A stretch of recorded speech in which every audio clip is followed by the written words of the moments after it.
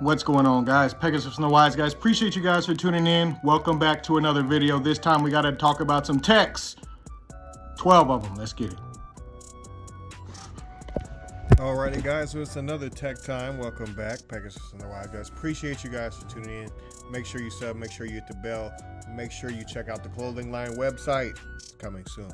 I wanted to talk about some of the techs that we've just been messing around with and a lot of the decks that we play, and we have the connectors as to why we're talking about them up here and down here. So obviously there's a lot to talk about. The first card I wanted to talk about is Unending Nightmare. It's a very obvious tech. I feel like a lot of people have already picked up on. Seen it in a lot of top lists at the very top of YCS Niagara, as well as a few other events at like box tournaments, case tournaments for 10s and stuff like that you guys can sift through on the internet yourselves. You've already seen it if you're kind of tapped in anyway. But Unending Nightmare itself says you can pay 1,000 life points and then target one face-up spell or trap on the field and destroy it. You can only activate this effect of Unending Nightmare once per chain.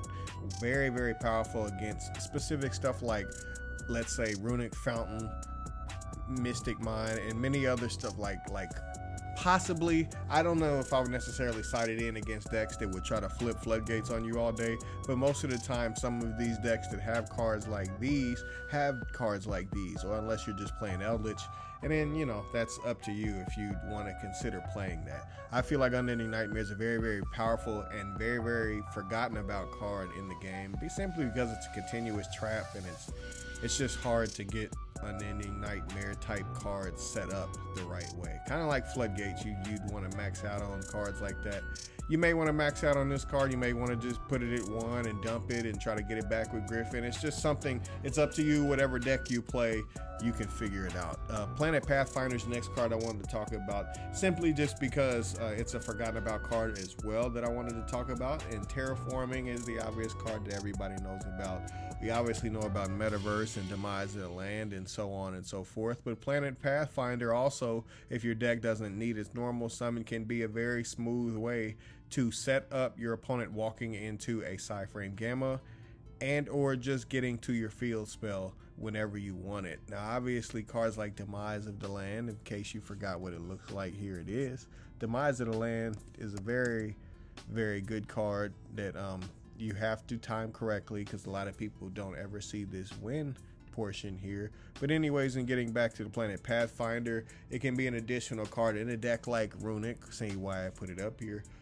If you're playing pure Runic, it may be a card that you would also want to consider.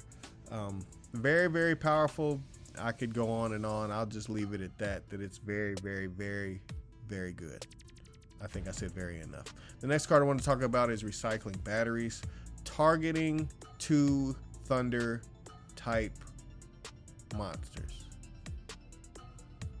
with 1500 or less attack in your graveyard. Add those targets to your hand. You have to target 2 because it doesn't say up to. Very, very, very good card in my opinion, just because it could recycle the cards back into your hand, pun intended. But the issue is, it is definitely a win more card, because the sprite right now is just going to punish you that it would never need a card like that, because you would have already won the game. However, my opinion is that they're going to hit the deck in some kind of way, and this card can suddenly start to pop up. So I'm just saying, if it's a 10 cents card, I would just grab it just to grab it. That's my opinion. And it's also a card that I saw some people messing around with, and I was like, nah, it's cool, but it's not necessary. But win more now can be win later if it's needed, if you get what I'm saying. Sky Scourge Invincible is a card that has also been popping up in a lot of testing circles that I've been in, and it says this card cannot be special summoned. If you tribute summon this card by tributing one of the following monsters, this card gets the appropriate effect. If you tribute a light fairy monster, you get to negate the effects of all spell cards, and if you tribute a dark fiend monster, you negate the effects of all traps.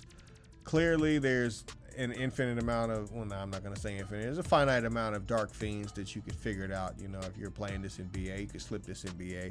That's very, very obvious, but I wanted to talk about the fact that Runic, since we want to talk about cards again, Runic Fairy interesting. This one isn't, but these are. And being able to tribute over the top of a fairy can lock your opponent out of being able to activate spells, as well as yourself.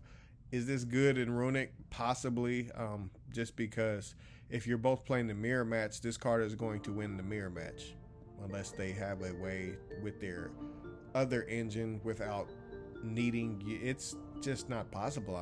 I don't know. There's not that many ways for them to do anything in a mirror match in Runic if they don't have any. As long as you don't put two monsters on the field, I feel like they can't do anything. Punch them till they die because it's 2200. Just my opinion. Very, very powerful card that you have to consider. Reproducus is another card in that category, simply because it can change monster types and change attributes, whatever it's pointing at. That can be very, very good because, well, don't we have aqua stuff? Sometimes don't we need to turn stuff into aqua? Has that ever happened to you inside a sprite where, hey, maybe I need to connect one of these, turn it into an aqua and turn it into a toad, because toad would be the best and the most efficient way to lock this game out. This is where I feel like this card could matter, and it's a link too, so it slips right into the deck. I have been using this in my sprite builds, but I don't know how, I just haven't seen it. Maybe it's a force multiplier. It may be a very, very powerful tech card that could actually do something. I have no idea. I've just been messing around with it. I feel like I wanted to mention it. Let me know what you think about it down in the comments. We're gonna move on. Ancient Sacred Wyvern, the combination of the two with Ghost Sister and Spooky Dogwood. I've been playing a Runic build. I wanted to show it real quick. I don't know if I even have it built anymore. Got a lot of these different builds. No, I was messing around with Soul Levy, and then Soul Levy is very, very hilarious. But I wanted to talk about this because Raiden is a light tuner. And inside of my Runic build, I was using it to set up people, lock them into basically mining them and then hitting them with this. But in getting back to the tech, the lock here basically is locking them under mine until they're open enough that I could possibly, either if I haven't set up my Baron place or I haven't burned off my other Raidens by charging Light Brigade, milling stuff, or just milling stuff outright inside of other mirror matches with Runic and stuff like that. Sometimes you'll lose the ability to do that. But anyways, in getting to my point with Raiden, it is a light tuner that can set up this. And basically, in a meta where everybody is special summoning to death and they don't take it very seriously, if you activate this card, it is a random knockout punch, because Ancient Sacred Wyvern says when your life points are higher than your opponent's, this card's attack is gained equal to the difference. So therefore, if they let you go to like 40,000 life points, and I'm like, that's not going to matter. 32,000 to the head if you catch them while they're open. Now, obviously, in a deck like Runic, it's not gonna happen the way you want it to all the time. However, if you did lock them under mine, and you can basically get this one monster on the field to attack their one monster on the field, and they were kind of dumb enough to leave it in attack, it's pretty strong. Now, obviously, when it's destroyed by battle, you have to mention it and it's sent to the grave. You get to pay 1,000 life points and bring it right back, so it can kind of float. Now, I feel like this is a very forgotten about card. A lot of decks haven't been played with light tuners like that in a long time that would set this up perfectly, and there's just not that many life point gaining type of effects. However, Dogwood being the most powerful version of that, it may slip into a deck that you want to consider if you have a light tuner. The next card I want to talk about is Soul Levy, the card that you just saw in that Runic build that I've been messing around with. It is a very, very powerful card, and actually made me stop playing the Raiden build, simply because if you can catch people with Soul Levy, they start to target this card instead of Fountain, and that becomes a very, very powerful thing in your favor, because Fountain being left on the field is very, very strong. A lot of people aren't playing Lightning Storm, and it doesn't really do much against Runic because you can just protect.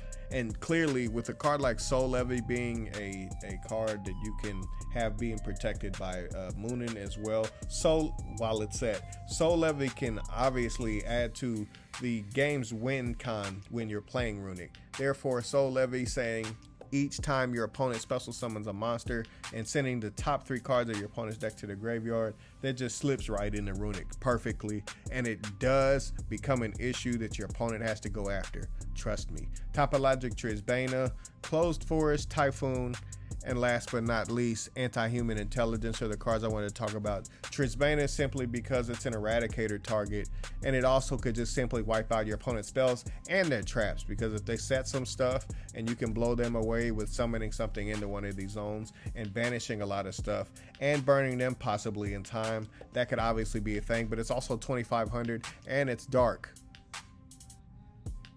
It's the only point I wanted to make.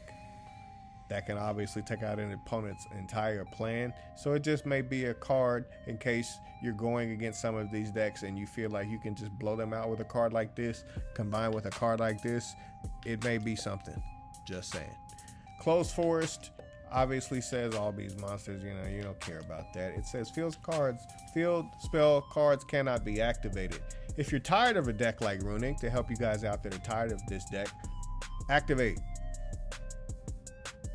Then if you're playing a deck that has a powerful field spell, like let's say Fluanderies, and you give them Closed Forest, when they flip it over, they're stuck unless they have the pop with the Runic stuff. They really, they're stuck. And obviously, it says field spells cannot be destroyed, I guess. Cannot be activated during the turn this card is destroyed. So it's good for a possible second, depending on the deck, depending on what you're playing, depending on the counter. Closed Forest against a deck like Runic, very, very strong. Against other decks, might not be as strong simply because, well, they'll just activate it. But hey, if this can be a lockout and you know it and you draw it, or you can search it, that may be strong. So it's like good on two different levels. Sorry for the little stutter, but I have to really talk about that card. I've talked about it with friends. I wanted to talk about it with my friends on YouTube because y'all the homies. So we had to talk about it like that. Typhoon is another card that can help take out some of these cards that you're very, very tired of. A lot of people are hoping that Mystic Mind gets hit. I still feel like it's not that bad. It's just literally about deck building. That's just my opinion. But Typhoon is a forgotten about card as well. And last but not least, anti-human intelligence, simply because any card sent to the graveyard is banished instead, except monster cards. So it's like the anti-dimensional fissure. If it's in the pendulum scale, you can use the other effect, which says you can reveal this card in your hand and add one other pendulum monster from your hand or one card from your pendulum zone to its owner's extra deck face up, which can be kind of interesting simply because it can move cards into your extra deck to set up. I'm trying to think of some of those cards that plus off of being summoned out of the extra deck. Maybe one of those magicians does that, I believe. That I don't think that'll ever come up for you. But the floodgate effect in the pendulum scale, which I feel like it was actually made for, and it's kind of interesting. It's a Cyberus monster. Very, very interesting. It would take out basically your opponent's entire deck because everything would get banished from them. Therefore, do they recycle that well? Possibly not. They have to draw the Runic Destruction, which I've talked about twice, and so in and off the video, you maybe can see what I'm talking about in case you didn't understand what I was talking about. If you can dodge this card, a lot of these cards are extremely strong. Just saying.